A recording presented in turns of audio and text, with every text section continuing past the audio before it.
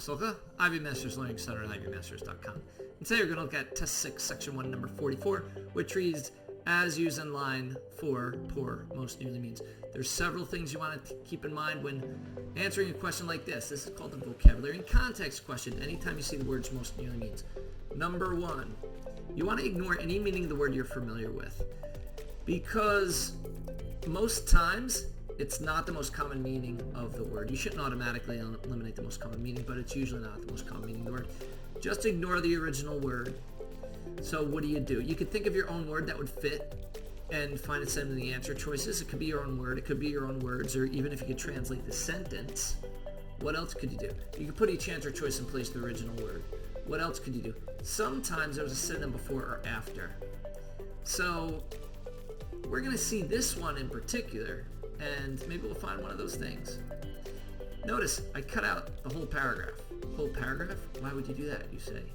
Well, because context is king. For any line reference, vocabulary and context included, you want to make sure you get context, because we might be looking at some hints over here. So I underlined the word poor in line 4. Not a bad idea to do that. I'm going to read the paragraph.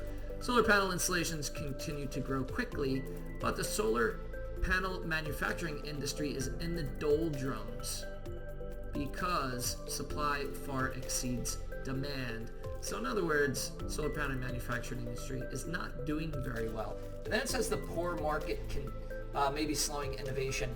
So poor, the market is not doing very well. So doldrums could be a help there, but advances continue. And notice it's also but, and then it's saying advances continue. So you know it's showing contrast with advances. So maybe like some setback or something like that.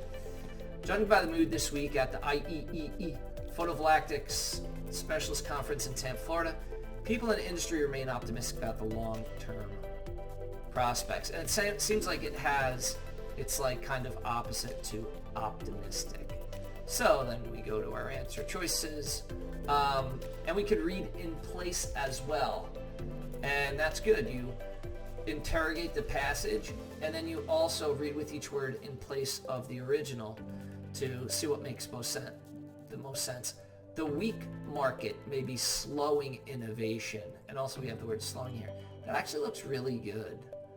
The humble market. If you're humble, what are you? You don't think anything more of yourself than you are. It's kind of the opposite of arrogant. But to call the market, you call a person humble, not a market, it doesn't really fit. Pitiable market may be slowing in innovation. Pitiable might be too strong. You feel bad for the market would also be awkward. You pity the market. It's not, Mr. T, I pity the fool who messes with my market. No. Obsolete means no longer useful. So it's not going to be obsolete either, because the market still exists and is still being used. That's kind of even awkward to say, which is another reason why obsolete definitely is not the correct answer. The correct answer is going to be A, weak. Thank you for joining us today. If you like this video, click like.